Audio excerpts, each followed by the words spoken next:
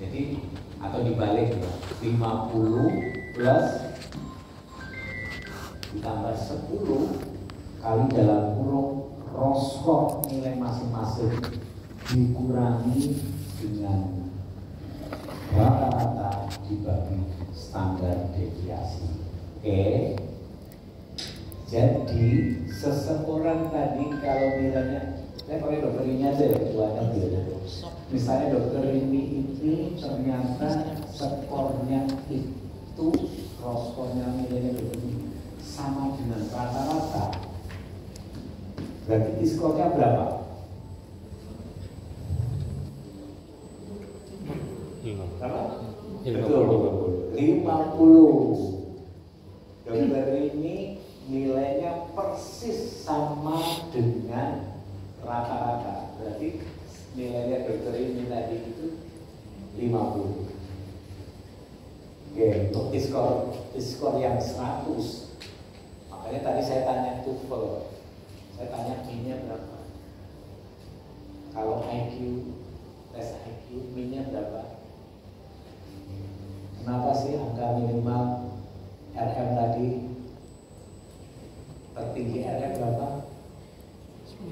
70 toh? Nah itu kan berarti ada minnya berapa sih kita itu pakai yang berapa minnya? IQ-nya.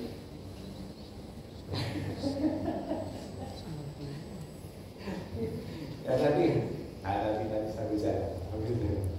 Banyak hal yang kita mau pelajari kalau di psikologi, IQ atau ya. Jadi kalau seandainya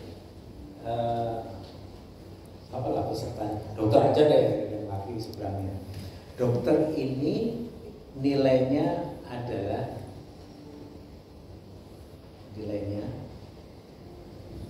tidak sama dengan raw score dengan standar deviasi. Raw score beliaunya ini lebih tinggi dari rata-rata. Jadi skornya jawabnya ada di rumah. Apa dong? Lebih tinggi dari apa jawabannya? Di atas 50. 50. Betul. Lebih tinggi mesti dari 50. Tapi seandainya nilainya dokter sebelahnya misalnya lebih rendah dari rata-rata, jawabannya di bawah 50. Itu ya maknanya ya. Oke. Kemudian untuk mengambil suatu keputusan, saya mau pakai berapa standar deviasi yang akan saya pakai, saya tetapkan. Itu sebenarnya konsensus. Ada yang pernah belajar MMPI yang lama, MMPI 1 lah, baca itu. Ada garis atasnya dianggap berapa? Ini 50, atasnya berapa? Diterusin masih. Yang di batas garis atas itu 70. Nah, 70. Yang bawah? Yang bawah? Nah, kalau kita ngomong 70, berarti balik lagi, berapa standar deviasinya? Saya ngomong standar deviasi atau nilai normalnya? Nilai z-score-nya berapa yang ditetapkan? Kalau di atas 70 baru dianggap punya potensi resiko terjadi. Berarti pakai berapa itu 70? Nah tadi di awal saya sebutkan min-nya MMPI itu universal adalah 50. Standar deviasi adalah 10. 2 standar deviasi. Itu dong. Di MMPI 2 berapa? Atasnya ada 65. Berarti MMPI 2 berapa dok? Pakai standarnya 1,5. Dokter keluar. Jadi kalau kita lihat 1,5 dan 2 itu dari nilai nih. Kalau dokter tuh pakai 2 standar deviasi ini, lihat nih. 2, 70. Ini MMPI 1. Ya kan? Ya standar ini kan titik 2 ini, z-score 2 ini. Di bawahnya kalau di t-score kan itu 70 gitu ya. MMPI 2 itu pakai 65. Berarti di sini kurang lebih berarti pakai standar deviasinya berapa keputusan yang dipakai? 1,5 standar deviasi atau 1,5 dari skor. Harus sedikit paham ya, jangan nggak usah paham banget aja. Pokoknya MMPE 2 itu lebih ini lagi nyari. Karena apa? Kalau 70 ke atas atau standar deviasi kita tarik nilai normal, kita hanya menyingkirkan berapa sih di 2 ini? Ini ada kurang lebih 2 plus 1, di bawahnya ini juga 2 plus 1, sehingga hanya menyingkirkan berapa? Kalau 70 menyingkirkan tail ekor ke sana sama ke sananya, sana cuma 2,5, kurang lebih bawah 2,5 gitu. Berarti hanya menyingkirkan berapa persen? 5%. Paham nih? Menyingkirkan itu membuang, artinya yang jawab di atas 70 ke atas itu mungkin hanya populasinya cuma 5%. Berarti sebenarnya tepat mana? Kalau di bawahnya, kalau 65 di sini kita tarik. Mungkin di sini lah ya. Di sini 13. Ini kan sebetulnya kaitannya dengan statistik.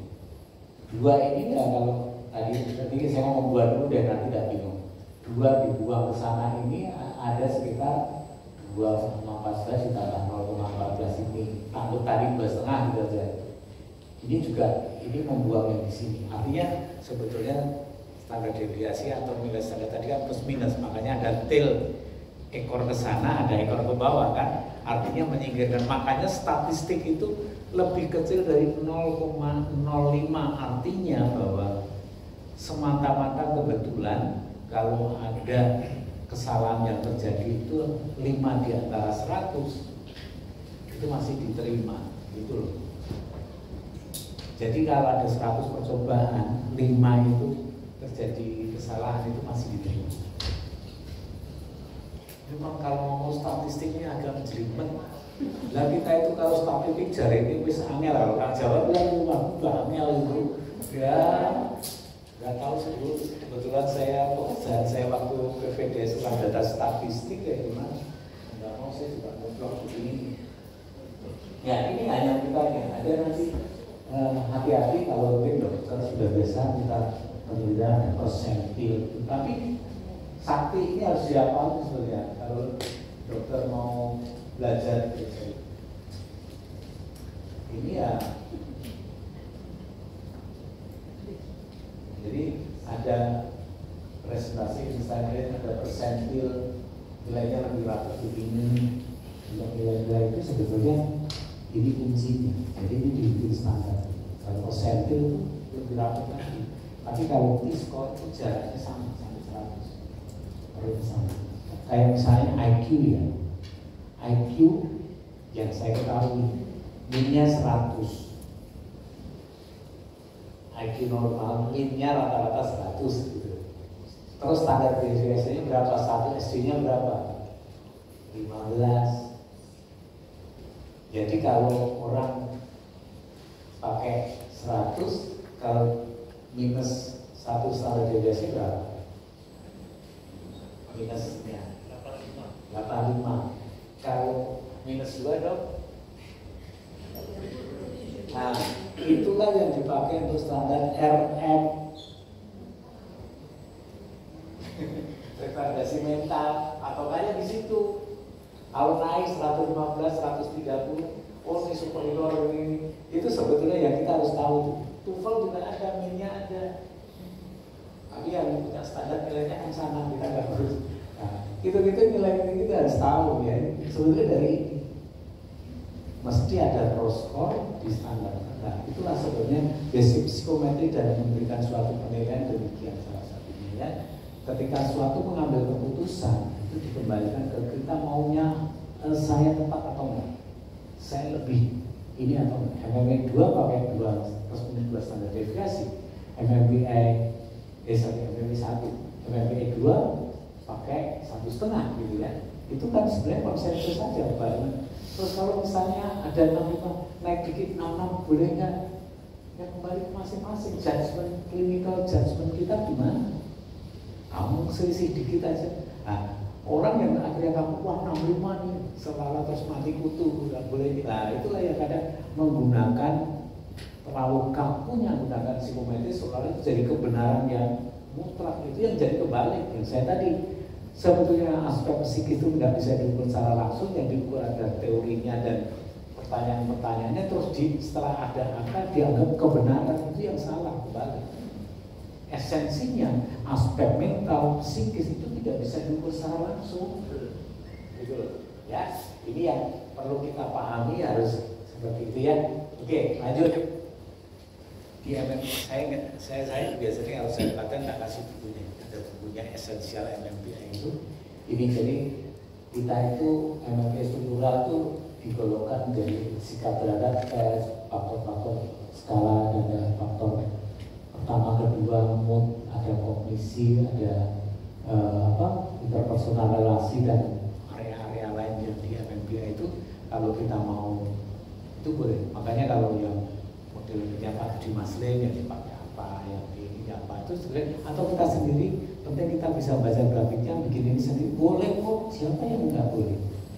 Nah, terkait tadi juga dengan minta grafiknya dan lain sebagainya, minta hasilnya. Padahal yang minta itu institusi itu, di sana ada yang menilai nggak, gitu ya. Nah itu memang jadi kendala kita karena mensyaratkan itu. Tapi yang pesan saya, yang Indonesianya itu jangan disertakan. Grafik ada namanya dia sebagai bukti dia telah melakukan MMPI, monggo. Yang menginterpretasi monggo, gitu.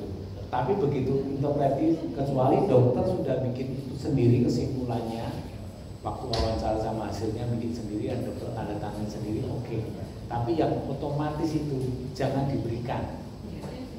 Hanya skalanya saja, biar aja dia menginterpretasi. Ya, jadi jangan yang Indonesianya itu disertakan, ya grafiknya sertakan aja. Karena kadang itu sebagai syarat dan dia ingin membuktikan mana. Oke ya, lanjut. Ini nilai-nilai uniform score itu seperti ini ya. Di average itu antara ini 50 nih. Tadi yang saya sebutkan tadi. Ya, ada model high, ada model low. Tadi karena satu, tapi patokannya 65 ini. Kalau yang di sini adalah 35. Gitu ya. Ini sebetulnya tadi yang kita bicarakan tadi barusan itu ambil keputusannya ini. Baik, gambaran umum ya. Lalu ngomong MMPI, ini saya baca aja cepat ya. MMPI adalah singkatan dari Minnesota Multifaceted Personality Inventory, dikembangkan oleh KW, Swalesburg, dan McKinsey, singkatan di Universitas Minnesota sejak tahun 1930-an. Soalnya dilihat di 57 perlu dia atau tidak menjawab, yang tidak menjawab itu bisa kosong, bisa dua-duanya diisi. Oke, lanjut ya. Reliability-nya, akurasi ketepatannya sebenarnya sesuai dengan hasil penelitian ya. Nalar kami memang sudah demikian. Kalau memang dia itu valid gitu ya. Tes kepribadian yang banyak digunakan termasuk di Indonesia ya. Tes psikologi yang sebagai standar pengadilan USD bisa juga dipakai beberapa mulai dalam pilkada ya. Terus ini jadi ekonomi ya bisa seperti nah, ada 9 skala ya. Manfaatnya membantu mendeteksi gangguan, mendeteksi ya, bukan menegakkan diagnosis ya. Kalau diagnosis sesuai dengan apa? Membantu mendeteksi itu bukan mendiagnosis kan? Nah, kalau mendiagnosis sesuai dengan apa? Ya, itu. Maaf, setelah saya kemoterapi itu telinga kiri saya perforasi. Saya agak budek. Ya, kemoterapi, komplikasi kemoterapi saya ini boleh. Jadi kalau saya agak gini kalau maaf ya, agak nama saya bagus sedikit.